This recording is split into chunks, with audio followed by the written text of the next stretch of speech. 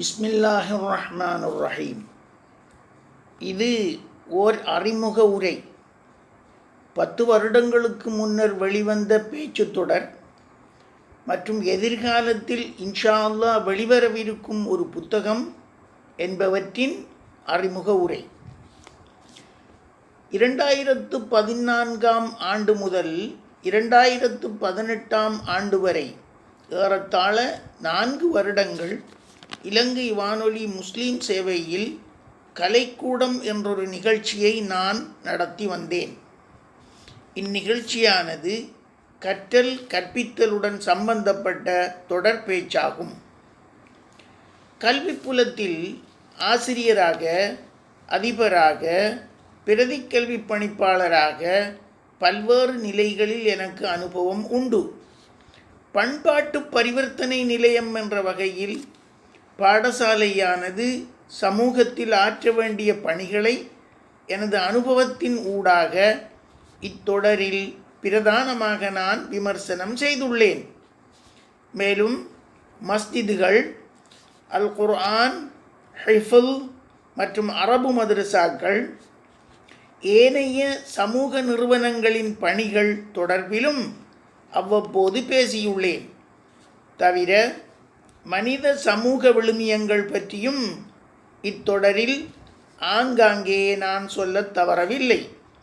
இவை யாவும் அல் குர்ஆன், அஸ்ஸுன்னாவை அடியொட்டி அமைந்திருப்பது சிறப்பம்சமாகும். இலங்கை வானொலி தமிழ்ச் சேவையில் விடியும் வேளை நிகழ்ச்சியில் 1க்கு மேற்பட்ட தடவைகள் பங்கு பற்றி நான் கருத்துரை வழங்கியுள்ளேன். இதற்கும் அப்பால் முஸ்லீம் சேவையில் இஸ்லாமிய நற்சிந்தனை, மணிமொழிகள், அல் குர்ஆன் விளக்க உரை, 6ஆம் அறிவு, கலைக்கூடம், எமது பாடசாலை போன்ற பல்வேறு நிகழ்ச்சிகளில் பங்கு கொள்ளும் வாய்ப்பு எனக்கு கிடைத்ததாயினும் கலைக்கூடம் நிகழ்ச்சியே எனக்கு மிக பிடித்தமானதாகும். இந்நிகழ்ச்சிக்கு நேயர்களிடத்தில் நல்ல வரவேற்பு காணப்பட்டது. அறிமுகமே இல்லாத பல நேயர்கள் அலைபேசியில் தொடர்பு கொண்டு பொருத்தமான தரவுகளையும் தகவல்களையும் தந்துதவியமை இதற்கு சிறந்ததொரு சான்றாகும். பிரதி செவ்வாய்க்கிழமை தோறும் இரவு 8:20 முதல் 8:30 வரை தவறாது நிகழ்ச்சியை கேட்பதாக கூறி சில நண்பர்கள் என்னை ஊக்கப்படுத்தியமை மற்றும் ஒரு சான்றாகும். தவிர சில நண்பர்கள் இத்தொடரை நூலுருப்படுத்துமாறு வேண்டுகோள் விடுத்தனர்.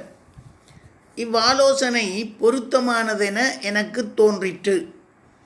ஏனெனில் நவீன உலகில் எழுத்தை போன்றே ஒலியையும் பாதுகாக்கும் தொழில் நுணுக்கம் வளர்ச்சியடைந்திருப்பினும் கூட எனது இப்பேச்சுத் தொடர் இலங்கை வானொலி முஸ்லீம் சேவையில் முறையாக பாதுகாக்கப்பட்டிருக்குமா என்பது ஐயமே. ஆகையால் எழுத்துருப்படுத்துவது பாதுகாப்பதற்கு உகந்த வழி என நான் கருதினேன். இதன் வழி கட்டம் கட்டமாக நூலாக வெளியிடுவதற்கான சகல ஏற்பாடுகளும் செய்யப்பட்டன. பகுதி 1இல் 20 தொடர்களை வெளியிடுவதற்காக பேச்சு நடையிலிருந்து எழுத்து நடைக்கு மாற்றி அமைத்து மொழியாக்கம் செய்து அணிந்துரைகள் பெறப்பட்டு அட்டைப்படம் வரைந்து தயாரான போது பொருளாதார பிரச்சினை தலை தூக்கியதால் இம்முயற்சி இடைநடுவே தடைப்பட்டது. வெளியிடப்படவிருந்த நூலுக்கு அணிந்துரை வழங்கிய தேசிய கல்வி நிர்வாக முன்னாள் திட்டமிடல் பணிப்பாளர் எம். அப்துல் வாஹித் மற்றும் புத்தளம் வலய முன்னாள் பிரதிக்கல்வி பணிப்பாளர் எம். ஜவாத் மரைக்கார், மொழியாக்கம் செய்த ஓய்வு பெற்ற அதிபர் AK முஹம்மது தாவூத், மீள்பரிசீலனை செய்து ஒப்பு நோக்கிய ஓய்வு நிலை ஆசிரியர் MS அபுல் முஹ்சீன், அட்டைப்படம் வரைந்த அஃப்ரோஜ் பர்வீன் அபூபக்கர் ஆகியோருக்கு இச்சந்தர்ப்பத்தில் நன்றி கூறவில்லையாயின் எனது தார்மீக கடமையிலிருந்து நான் தவறியவனாவேன். அவர்களுக்கு எனது மனமார்ந்த நன்றிகள் உரித்தாகுக. நூலாக அச்சிடும் முயற்சி பிற்போடப்பட்டதால் சமூக வலைதளங்களை பயன்படுத்தி இதனை மக்களுக்கு கொண்டு சேர்க்கும் உத்தி எனது சிந்தனையில் உதயமாயிற்று.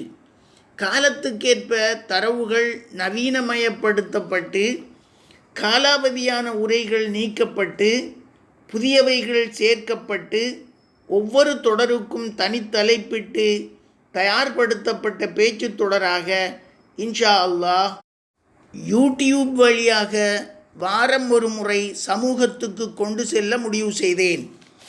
இந்த முயற்சியின் முதற்கட்டமே இந்த அறிமுக உரையாகும். இத்தொடரின் வாயிலாக சமூகம் பூரண பயன்பெற எல்லாம் வல்ல அல்லாஹ் என்றென்றும் அருள் புரிவானாக. எல்லா புகழும் ஏக இறைவனுக்கே.